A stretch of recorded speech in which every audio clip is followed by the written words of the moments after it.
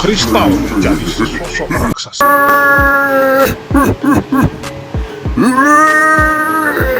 Selalu nonton di sini ya, ada melukis, seni budaya, ya, cerita Bali, dan lain-lain.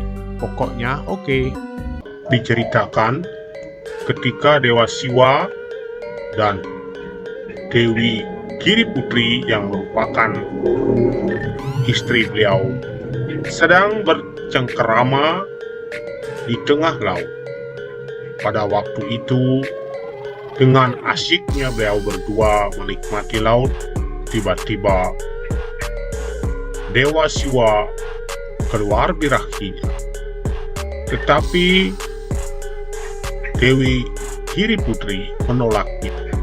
Dalam perdebatan itu keluarlah sperma Dewa Siwa.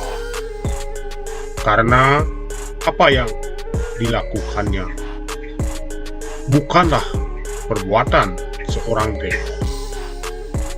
Dengan demikian, Dewi Giriputri menolak keinginan daripada Dewa Siwa. Beliau pun kemudian berdua kembali menuju Siwaloka, di mana beliau berstaka. Namun kemudian Betara Brahma dan Betara Wisnu turun, kemudian melihat-lihat di mana tempat Betara Siwa dan Dewi Giriputri pernah berada. Rupanya gelombang laut sangatlah besar kali ini. Merupakan gelombang laut yang lain dari biasa, sangat bergejolak. Kemudian Dewa Brahma dan Dewa Wisnu melakukan tapa yoga samadhi di tempat di mana Dewa Siwa dan Dewi Giriputri sempat berada. Tidak menjelang lama, semakin besarlah gelombang air laut pada waktu itu. Sepertinya ada sesuatu yang berbeda. Sepertinya sperma Dewa Siwa telah mengental kristal menjadi sesosok raksasa. Makhluk raksasa ini tidak ada lain adalah Betara Kala. Setelah melihat ke kanan dan ke kiri, ternyata raksasa Betara Kala pun mengeluarkan bunyi yang sangat keras.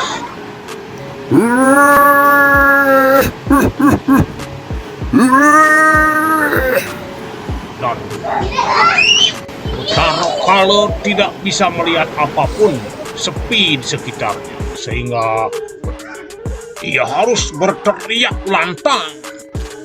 Mendengar bunyi yang menggelegar dan mengganggu surga loka, akhirnya semua dewata Nawasanga turun lengkap dengan senjata, ingin memerangi makhluk itu.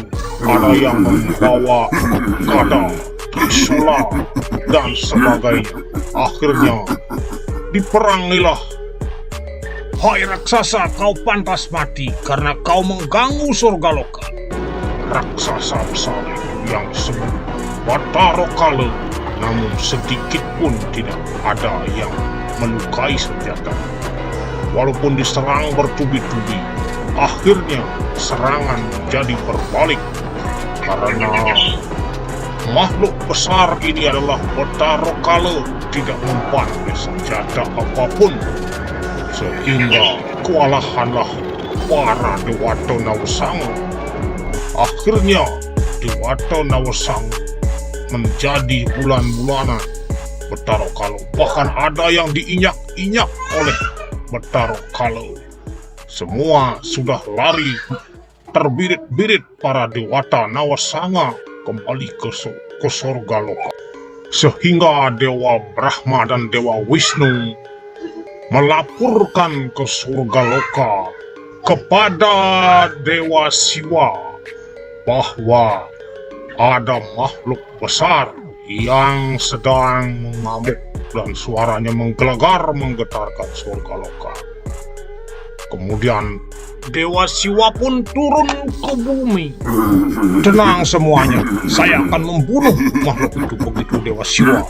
Akhirnya Dewa Siwa pun turun menemui makhluk besar dan langsung menyerangnya. Hai kamu raksasa, kamu patut untuk dibunuh karena kamu mengganggu Siwaloka. Terjadilah pertempuran antara Betara Siwa dan raksasa itu.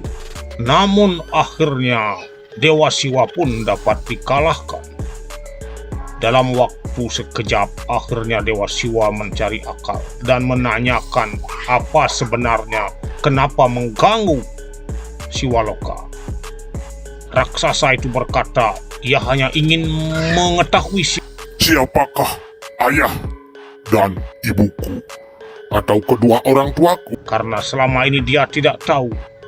Akhirnya Betara Siwa pun mengatakan kepada Betara Kala, tolong lepaskan dulu taringmu satu, baru akan kamu mengetahui siapa sebenarnya orang tuamu. Setelah taringnya dipotong satu, maka dia mengetahui bahwa kamu adalah anak saya. Tidak meragukan lagi. Kamu adalah anak Dewa Siwa, anak saya sendiri. Dan sekarang kamu saya berikan panugrahan. Kamu bisa membunuh dan menghidupkan orang. Karena kamu adalah anakku Betara Siwa dan ibumu adalah Giri Putri, dan dari sekarang kamu bisa merubah wujudmu menjadi apa saja maumu, karena kamu adalah anak Siwa. Demikian juga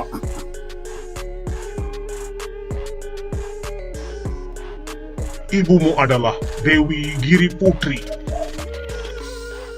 Dewi Giri Putri pun memberikan panugrahan bahwa kamu Betara Kala bisa menjadi ketua para dedemit, makhluk halus, jin, setan, dan semua yang menakutkan.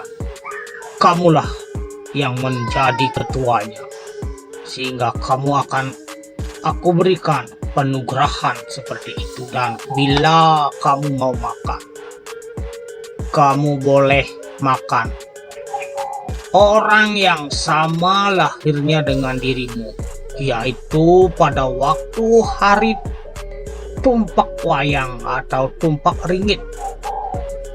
Dan bila ada orang yang menaruh kayu bakar tetapi diikat, itulah yang kamu juga boleh mangsa. Orang yang tidur sembarangan tidak pada waktunya, orang yang berjalan di siang hari, tepat di siang hari, kamu boleh mangsa. Dan juga kalau ada orang yang mengikat kayu bakar dan alang-alang yang tidak dilepas ikatannya, itulah yang boleh kamu makan.